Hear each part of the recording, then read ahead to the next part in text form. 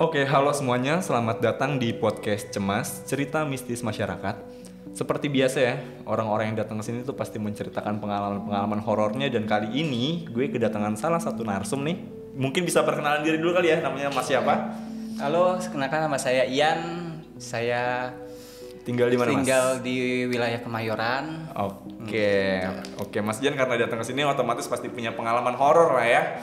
Adalah beberapa gitu kejadian. Oke, menarik nih. Coba gimana tuh Mas ceritanya Mas waktu itu, Mas, pengalamannya? Pengalaman saya dulu, saya pernah kerja di salah satu kantor. Udah beberapa tahun yang lalu, saya pernah masuk di hari Sabtu gitu. Hari Sabtu kan, jam 11 siang kejadian. Saya ingat banget jamnya jam 11 siang. Waktu itu kita lagi mau break nih ceritanya, terus memang mau ada penyemprotan gitulah gitu. Oh iya. Kayak penyemprotan gitu, cuman penyemprotannya kan keras obatnya, jadi kita harus keluar gitu. Nah terus jam 11 itu tiba-tiba ada salah satu teman nih datang nih. Dia baru datang, terus dengan kita sempat ngobrol berdua di halaman gitu kan. Terus kata dia ngobrol. Terus saya tinggal sebentar, terus pas saya balik lagi dia udah nggak ada. Terus saya lihat lagi ke dalam nih. Loh kok ke dalam? Saya kejar, mas, itu lagi di fogging. Saya kejar terus, saya kejar sampai memang dia mau masuk ke ruangannya. Saya kejar terus sampai batuk-batuk pun karena memang baru disemprot kan, baru jeda beberapa menit. Saya kejar terus, saya tahu persis orangnya kayak gimana sih, itu siapa, karena saya udah lama juga di situ. Jadi saya paham itu dia siapa. Saya kejar sampai masuk. Saya ngelihat dia buka pintu, dua kali dia buka pintu karena memang ada dua pintu di situ kan. Nggak, pas saya buka pintu yang kedua, nggak ada orang. Nah dari situ saya langsung celingak kanan kiri. Saya kabur sampai akhirnya di tangga jatuh. Kata pas saya lihat di kaca, loh kok dia ada di luar? Saya bilang gitu. Mas tadi masuk ke dalam? Kagak, gue dari tadi di sini ngerokok. Dia bilang gitu. Karena di depan juga ada security, harusnya security tahu dan menahan orang itu. Cuman kok mereka nggak pada diem aja. Sampai saya bilang, oh itu ada yang masuk. Security pun pada diem aja. Akhirnya saya kejar. Ternyata sampai atas pun kagak ada. Mungkin si bapak security ini diem tuh karena nggak ngelihat kali, Mas. Betul. Makanya jadi kayak kenapa sih gitu. Dia malahan kaget malah. Ya saya sempat ngedengar, baru disemprot kata security gitu kan. Terus, karena saya mau nolongin orang itu, maksud saya biar jangan sampai dia ini gitu kan masuk ke dalam. Saya ngeliat banget dia masuk, dibuka pintu gitu kan. Pintu itu kan pakai akses kan. Saya tahu banget bukanya. Saya ngeliat emang pintu itu kebuka, ketutupnya saya nggak juga tahu gitu. Maka saya kejar sampai akhirnya saya jatuh di tangga. Pas saya lihat, loh tuh orangnya lu tadi ke dalam. Saya bilang enggak, gue tadi di sini ngerokok. Tiba-tiba di luar ya? Iya, makanya saya bilang, kok lu ngerokok di sini? Yang tadi gue kejar siapa? Nah lu di dalam. Memang area itu terkenal. Oh iya. Area itu terkenal banget. Dan banyak orang yang mengalami itu, Mas. Banyak, bukan saya aja. Tapi memang yang kebetulan yang sampai ngejar-ngejar ya cuma saya doang sih. Beberapa orang yang mengalami itu, yang pernah ngeliat si orang ini nih, maksudnya si satu orang yang tadi lu ceritain itu, lu doang apa orang-orang lain juga pernah ada yang lihat? Berbeda-beda, Mas, kejadiannya. Ada yang tiba-tiba pintu ketutup sendiri, kebuka sendiri gitu kan, pintunya kaca, tapi dengan kayak kaca kita nutup pintu dilempar gitu kan. Kalau kaca kan otomatis pecah. Ini enggak. Gue tuh penasaran sama si orang ini loh, si orang yang tadi lu ceritain, itu emang sejelas itu ya? Jelas, bukan lihat jelas mukanya ya. Ya maksudnya wujud kan? Bener nampak, jalan dia gitu. jalan. Cuman saya nggak ngeliat kaki ya. Iya. Cuman saya ngeliat dia jalan, dia bawa tas persis pakai jaket yang dia pakai tadi. Pak, dia masih gemblok ransel gitu. Ya maksudnya lu kenal lah sama ini orang. Kenal, makanya lu kejar. Kenal banget karena memang saya deket juga sama orang itu gitu kan. Jadi saya tahu gestur semua, postur tubuhnya kayak gimana, kayak gitu-gitu. Saya tahu sampai kejar gitu.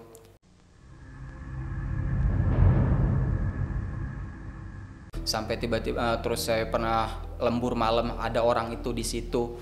Ada dua orang yang saya temuin dengan orang yang berbeda tapi di tempat yang sama di jam malam. Kalau yang kedua tuh jam malam. Gitu, jam malam kok dia lembur nih tumbenan kayak gitu. Berarti si sosok ini tuh sering menyerupai beberapa orang. Betul, ya? Betul. Dan semua orang yang diwujudin tuh orang-orang yang dikenal. Betul. Bahkan saya sendiri pun pernah diwujudin. Oh iya? Iya. Pas dia mewujud jadi lu nih, Mas, yang lihat siapa? Ada salah satu teman. Dia pagi-pagi datang terus tiba-tiba katanya dia lagi ya biasa aja lah, dia lagi ngeprint kerja gitu, terus tiba-tiba nongol manggil, hai, nongol kepalanya doang di depan pintu. Memang itu kebiasaan saya kalau di kantor, kebiasaan saya lah gitu, suka lo usil sama orang gitu. Memang saya termasuk dibilang usil banget sih memang orangnya gitu kan. Nah dia bilang Mas Ian, kata orang gitu bilang gitu kan. Cuman dia orangnya tipe orang yang nggak biasa aja lah, oh bener gitu. Padahal di hari itu, di jam itu saya lagi ada di luar dan saya belum datang di kantor di jam itu. Waduh, maksudnya si sosok ini sekali dia bisa menyerupai ya, sosok ini menyerupai dan nggak sebatas menyerupai doang ya, sampai ke usilannya juga ditiruin sama dia. Iya. Dia menyerupai saya terus manggil nama tersebut, terus tiba-tiba dia gebrak pintu dengan kencang banget, dar gitu kan. Sama persis ngebanting pintu lah dia intinya gitu. Ya tapi anak orang yang di dalam itu biasa aja sih kata gitu. Terus tiba-tiba ada teman saya datang. Nah, ada teman saya bilang, tadi ada si Ian. Dia bilang, nggak ada, kata gitu. Ian nggak ada. Itu barusan nyapa gua, kata gitu. Dia bilang gitu. Enggak, nih di WA tuh. Dia bilang katanya datang telat karena lagi perpanjang STNK, dia bilang gitu kan, lagi di Samsat. Oh, kayak gitu. Terus yang tadi siapa? Nggak ada orang yang nutup pintu kencang tadi, siapa? Nggak ada nutup pintu, katanya gitu. Padahal teman saya itu juga lagi di luar, ada di depan situ lagi ngambil air. Dia nggak tahu ada yang gebrak pintu, ada yang itu kayak gitu. Bisa banget ya. Itu kayaknya di situ pintu dimensinya di situ. Kayaknya di situ. Oh iya, bisa jadi. Tapi lu sama hal-hal yang seperti itu tuh gimana sih Mas? Maksudnya apa kayak biasa aja atau gimana sih? Karena gue pengen tahu aja nih, beberapa orang kan ada yang penakut banget ya, ada yang biasa, ada yang kayak gimana. Kalau dibilang rasa takut tuh ada. Cuman balik lagi, satu tugas, kedua ya kita mau kayak gitu kan, dunianya dia kita ya kita gitu. Semakin kita berani, semakin dia takut gitu. Cuman dalam hati saya pribadi, saya nggak percaya yang ada namanya kayak gitu. Walaupun lu pernah ngeliat walaupun pernah, tapi saya nggak pernah saya nggak pernah percaya ada kayak gitu. Dan gue juga sebenarnya pernah baca, gue lupa sih, gue baca apa ngedengar gitu ya, salah satu sumber terus bilang ketika kita berada di satu posisi ya, pun kita pura-pura berani, itu sebenarnya sosok itu tahu kalau misalnya kita takut. Betul, karena bener. Hati, karena dia berbicaranya dengan hati. Iya, makanya kayak misalnya ada orang yang pura-pura berani pun menurut gue kayak kalau misalnya emang lu takut juga sih, makhluk halus ini tetap mendeteksi lu itu sebagai orang yang takut, makanya bakal diganggu. Dan menurut gue untuk menciptakan mindset nggak takut itu lumayan susah sih. Balik lagi ke kita harus beraninya gini loh. Kalau tadi kan masih bilang katanya kalau kita pura-pura berani walaupun hati kita takut. Nah kita harus sinkron antara hati. Iya. Balik lagi ke diri masing-masing, makanya hati kita harus kuat. Ayo lu berani sama gua gitu. Kita tangan aja lah gitu. Ayo lu berani. Karena menurut saya ya balik mengutip dari kayak agama gitu bilang manusia itu makhluk yang paling sempurna gitu. Iya, saya berpikir seperti itu, dan makhluk paling kuat lah saya bilang gitu.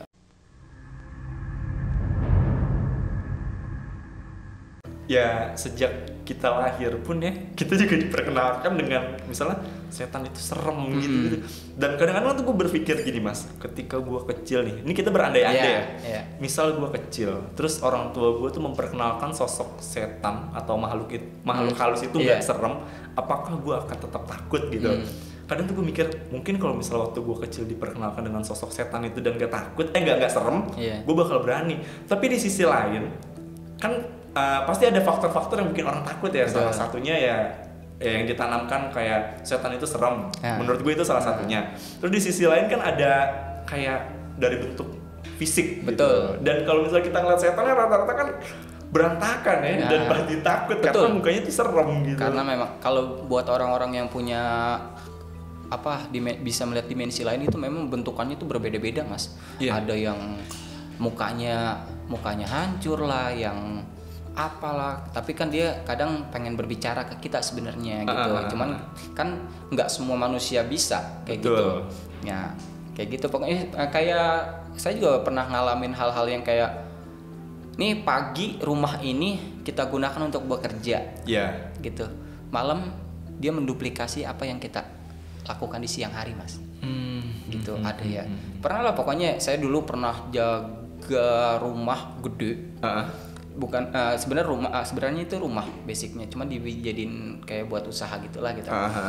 Saya pernah jaga di sana, benar-benar ya namanya jaga lah gitu kan, kita ini ya udah itu yang namanya suara sepatu jalan, pintu buka tutup, toilet nyala sendiri gitu. Itu terjadi. Itu saya yang mengalami dan kondisi saya pun masih sadar, nggak tidur. Itu terjadi apa yang namanya kursi ngelempar. Oh, pernah Mas ada yang kursi ngelempar? Wah, itu gimana tuh Mas ceritanya Mas? Jam 9 malam kejadiannya. Jam 9 malam. Ada memang tinggal saya sama salah satu karyawan marketing lah, dia anak marketing perempuan. Dia bilang, tungguin gue ya. Nah, ya gue di depan ya sambil ngopi. Oh itu gitu. Jam 9 tuh. Jam 9 malam. Iya. Terus ya kan jarak dari luar ke dalam itu agak lumayan lah. Nah, jadi nggak ngedengar juga saya dia teriak ataupun apa. Tiba-tiba dibuka pintu teriak, tolongin gue Yan, gue dilemparin kursi. Jadi dari meja ke meja lagi bergeser, dan itu bukan digeser, dilempar benar-benar kayak dengan penuh tenaga. Gue tuh ngebayangin cerita yang tadi lu ceritain Mas, yang ada apa kursi kelempar tuh kayak keinget kayak film-film gitu loh. Kayak film-film horor ya, dan itu beneran terjadi. Dan itu memang nyata, dan saya memang kalau memang saya masih bekerja di salah satu perusahaan itu bisa dilihat di CCTV, memang ada. Oh iya. Paginya kita putar semua, ada, memang bergerak kursi itu. Oh iya Mas. Dilempar dan orang itu pun lari. Itu ketangkap CCTV. Iya kan, CCTV pas banget nge-shoot satu ruangan itu. Wah seru nih kalau misalnya gue bisa ngeliat CCTV-nya nih, tapi saya kan di kantor udah lama ya. Udah lama kejadian dan kantornya gak ditutup sih. Wah, gue penasaran banget ya, ada kayak di YouTube ya? Kayaknya di era itu belum ada kayak YouTube kayak gini, belum ada. Oh belum ada. Di era itu mungkin belum ada. Belum seini sekarang belum, ya? Ada mungkin, cuman belum se-booming sekarang gitu. Iya. Wah. Yang mengangkat-ngangkat hal mistis gitu ya.